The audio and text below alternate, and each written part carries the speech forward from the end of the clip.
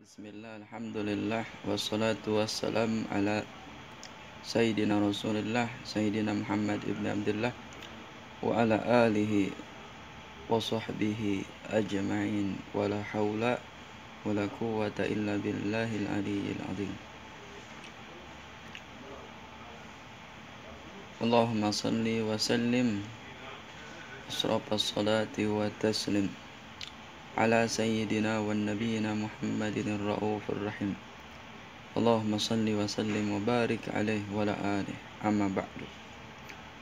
Qala Allah Ta'ala fil kitabihil karim, a'udzu billahi minasy syaithanir rajim. Bismillahirrahmanirrahim.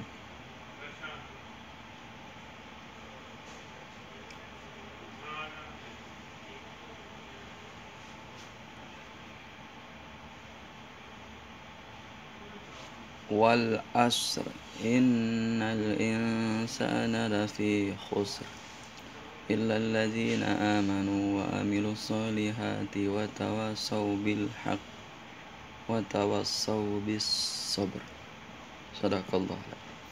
Wa qala Nabiyyu sallallahu alaihi wasallam,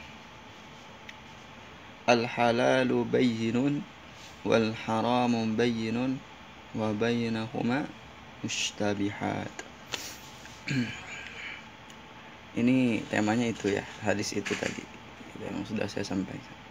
Bahwasanya Nabi Muhammad SAW bersabda, yang halal itu jelas, al halalul bayyinun wal haramu bayyinun, dan yang haram juga jelas.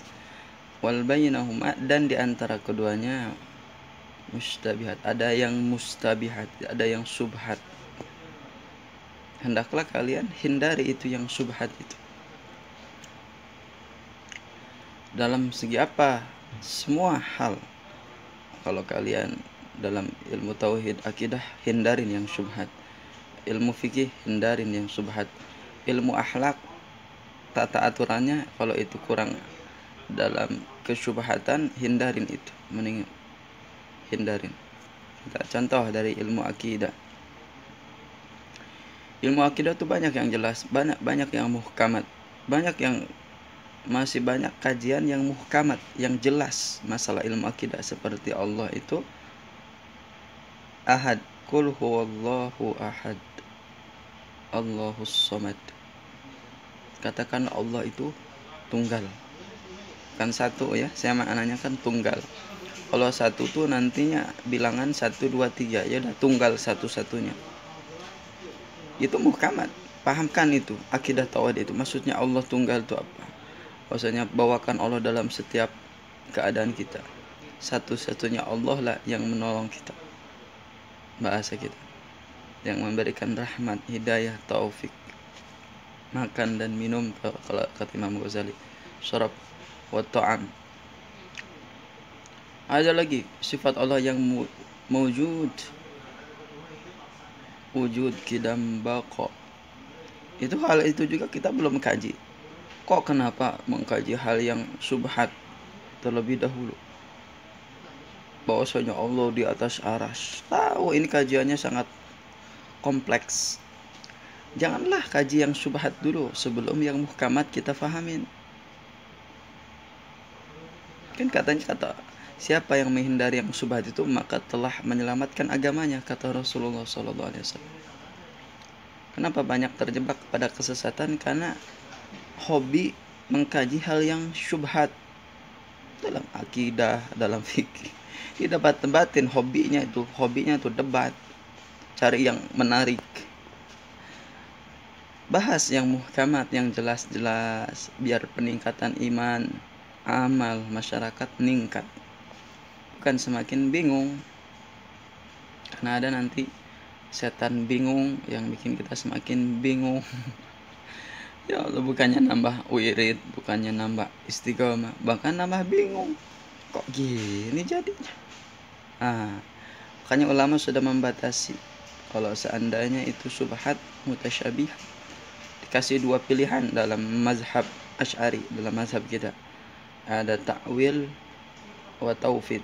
Ta'wil itu mengartikannya tapi dengan metode yang sangat hati-hati, ihtiyat. Bagaimana mengartikan Allah di atas arsy katanya? Yaudah, artinya karena ada beberapa dalil yang sama, intinya kekuasaan Allah ada di atas segala-galanya. Itu maksudnya, maknanya. Allah ada di atas, saya kan ada di atas. Diapain Allah? Itu hal yang kita itu otak kita nggak cukup. Teksnya ada, cuman maknanya lihat isyarat bahwa ini makna mutasyabihat dan ini didebatkan dari dulu. Ulama salaf sampai kholaf mempermasalahkan ayat ini, khilaf di antara ulama. Berarti ini ayat ini udah mutlak, ini syubhat. Halas, kalau kita punya mazhab Asy'ari, ikutin, udah ikutin. Ya maksudnya biar selamat, Allah ada di atas kekuasaannya, di atas segala-galanya. Itulah maknanya. Seperti itu. Enggak, pokoknya saya tetap Allah itu di atas. Ar-Rahmanu al-Arsyistawa. Bandel nih orang. Baik, sekarang Allah ada di atas. Ketika ada suatu dalil bahwasanya Allah turun ke langit dunia di sepertiga malam, menghampiri hamba-hambanya dan mengabulkan doa. Berarti Allah turun tuh. Kita digambarkan Allah turun, gimana turunnya itu?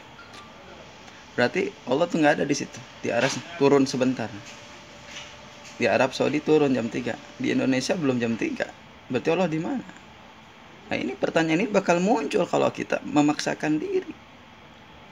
Udah, jangan ditanya bagaimana dan seperti apa, itu les ya.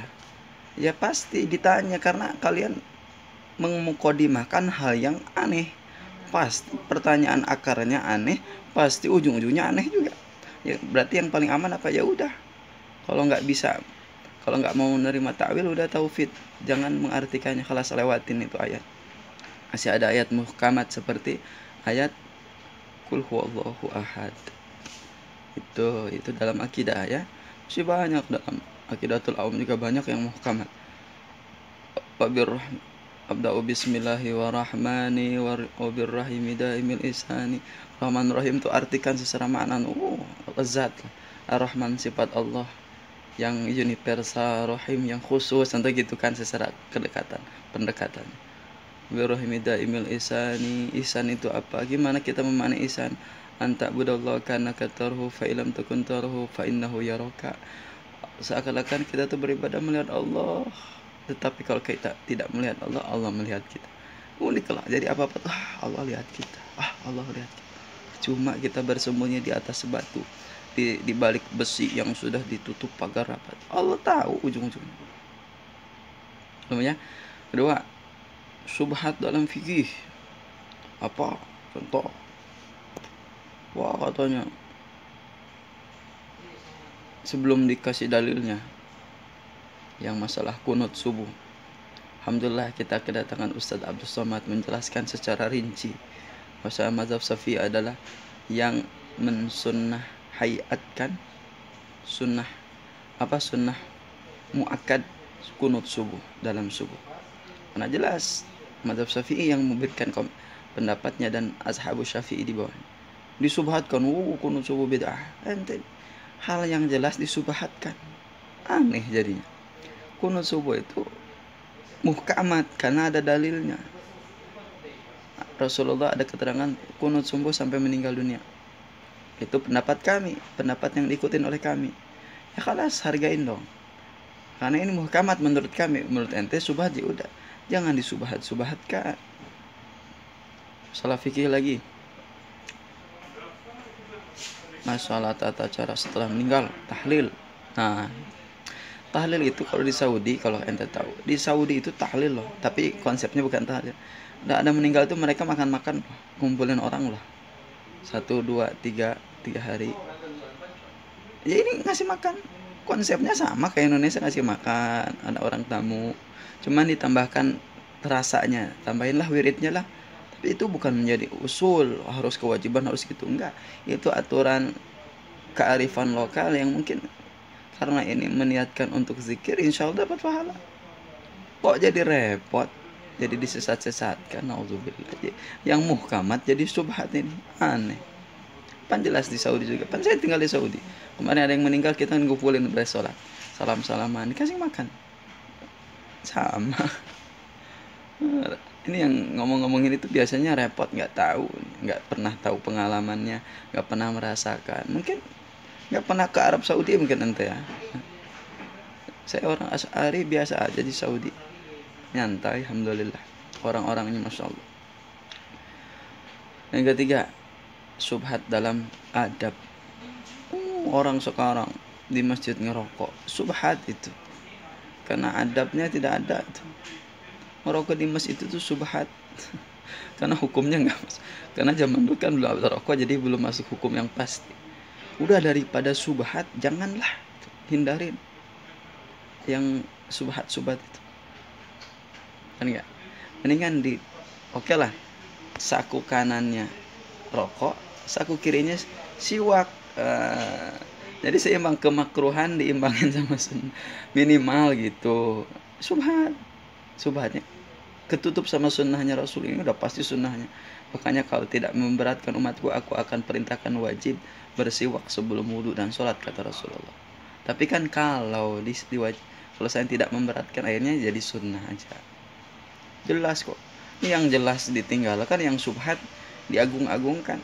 Makan sekarang ketua NU sekarang makan dipromosikan itu rokok sebelum acara ilmiah ngerokok dulu. Kayak dipromosikan, curiga itu dikasih duit. Curiga ya. Kasih duit sama PT Jarum. Janganlah, yang subhat tuh jangan ditampakkan kepada halayak umum. Kenapa subhat? Pan udah jelas rokoknya makruh, ya udah. Karena makruh dan ada juga yang mengharamkan, jadi intinya subhat. Karena ada sebagian ulama mazhab Syafi'i yang mengharamkan, tapi ada yang memakruhkan. Jadi subhat. Jadi gimana, Pak? Ya kelas tinggalkan. Kalau ente masih mengamalkan, cari adab. Jauhin orang yang ramai, jauhin orang ibu-ibu, jauhin orang-orang yang taklim, penuntut ilmu, biar nggak salah persepsi, jadinya jadi sunnah. Naudzubillah. Gak ada. Ente boleh ngerokok tapi harus bawa juga nih siwak. Syarat biar apa? Ketutup yang makruh jadi sunnah. Maklum, itu dari saya tentang masalah al-halalul bayyinun wal haramu bayyinun wa bainahuma mustabihat, dan di antara keduanya ada yang subhat. Yang halal jelas, halal dan mabruk. Contoh dari akidah halal jelas ada banyak. Akidah mengesahkan Allah, mentauhidkan Allah, merasakan Allah itu ada dalam ihsan kita, ada dalam setiap keadaan. Kalau dalam fikih yang jelas ada sholat, itu halal dan berkah, sholat dapat pahala. Enggak, sholat jamaah itu jelas loh. Siapa yang sholat jamaah di masjid lebih baik daripada sholat sendiri, jelas loh.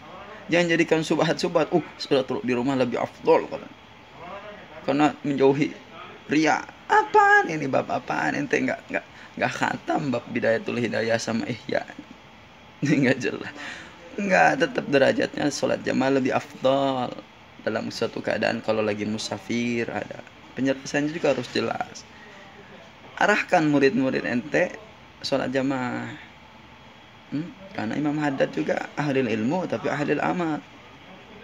Biar subhatnya ketutup sama yang jelas muhkamat. Rasulullah sampai, saya tuh ingin membakar orang yang sholat jamaah sendirian di rumah, membakar rumahnya. Sampai kayak gitu kan. Benar gak?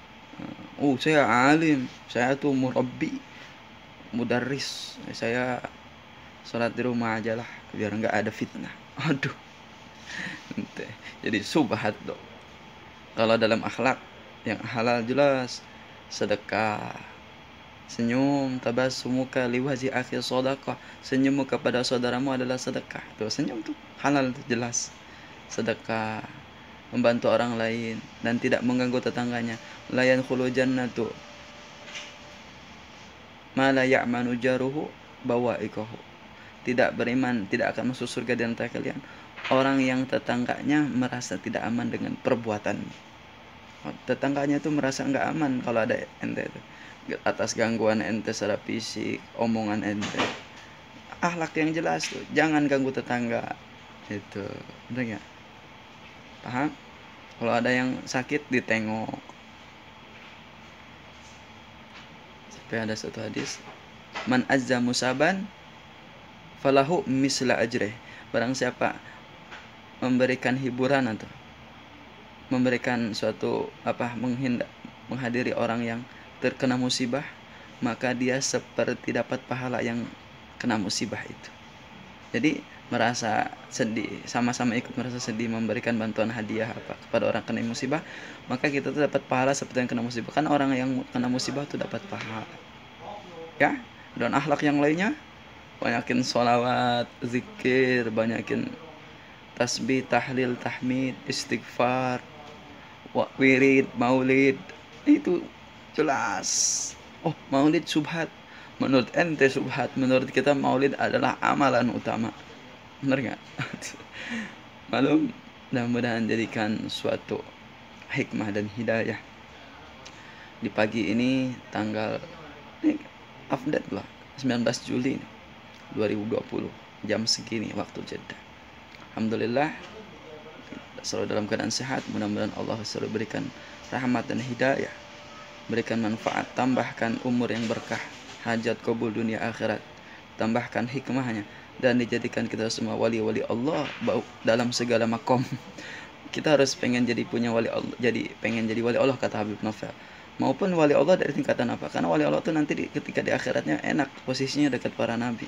Enak kan kalau dekat Nabi Muhammad SAW. Mungkin wali di bidang istiqomah wirid. Gak harus wali itu masyhur, kan ada wali mastur. Benar gak? Gak harus wali itu punya karomah. Kan ada wali yang istiqomah hanya baca zikir. Benar gak? Ketika di Hadramut itu 10.000 wali zambal. Karena apa? Karena mereka walinya dalam berbagai makom, Masya Allah. Dan itu Masya Allah kita semua terinspirasi daripada kewalian Hadramut. Wabillahi taufiq wal hidayah. Wallahul muwaffiq ila aqwamit thoriq. Assalamualaikum warahmatullahi wabarakatuh.